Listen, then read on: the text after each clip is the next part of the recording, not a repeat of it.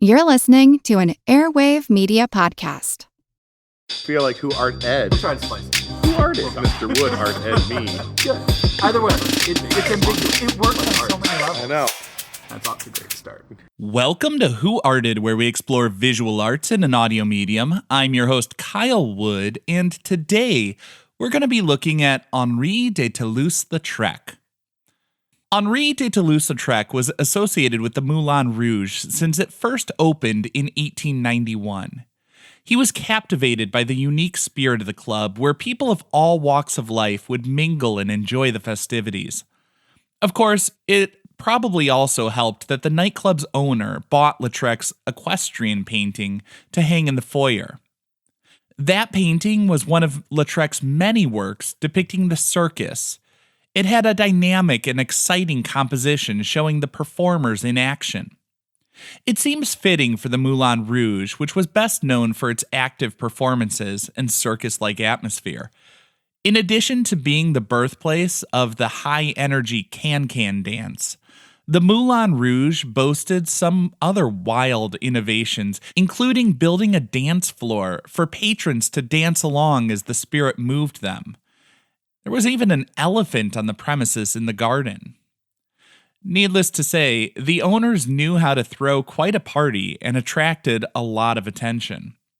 Situated at the bottom of the hill in Montmartre, the Moulin Rouge was in a neighborhood in Paris that was fashionable but still on the outskirts and somewhat rural at the time. It was a spot where a diverse crowd could all enjoy champagne-filled parties as famous dancers performed. It was in this unusual setting, with an unusually diverse crowd, that Henri de Toulouse Lautrec felt at home and found his people. In some ways, every great work of art is a portrait of the artist, as it reveals a bit about the creator's interests and priorities. This piece is somewhat more autobiographical than most, as the artist himself makes a cameo appearance in the background. Behind the central table, we see a short man walking with a tall man. The shorter figure is Henri de Toulouse Lautrec, who suffered some sort of medical ailment, and as a result, he stood about 4 foot 8 inches tall and walked with a limp. The taller figure walking with him was his cousin and doctor. We see gathered around the table a group of Lautrec's friends from the nightclub.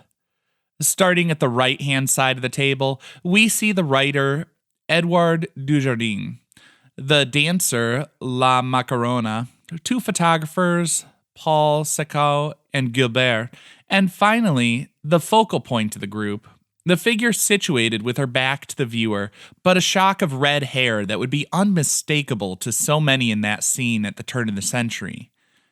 It's Jane Avril, a famous dancer.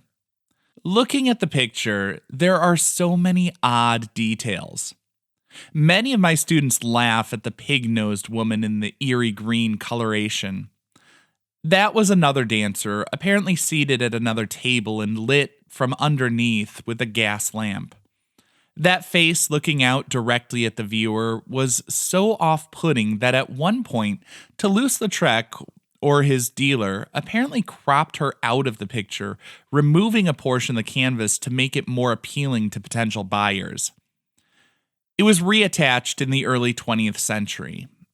Another strange thing in this composition, though, is the bar slicing through it.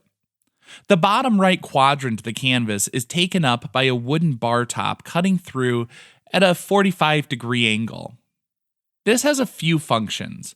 It creates a line for the eye to follow, but it also creates some odd tension.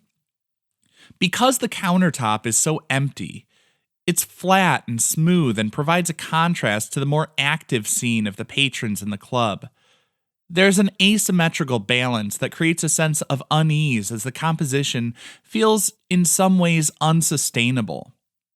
I think this actually perfectly captures the mood of the club, as it was an oddball space where a diverse group came to have fun, but that mixing of so many different people put everyone a little bit out of their element. It stirs emotions, and whether it's uncomfortable or invigorating lies largely in the eye of the beholder. The cropping of this piece also gives the composition the feel of a snapshot. Henri de Toulouse Lautrec abandoned many of the conventions of traditional composition and allowed figures to run off the edges of the canvas. There's too much happening for everything to be seen, but the artist gives us a glimpse of what he most valued, as he put his circle of friends seated in the middle for us all to appreciate the interaction of different types of artists, supporting each other and learning from each other. This concludes this week's episode of Who Arted, part of the Airwave Media Podcast Network.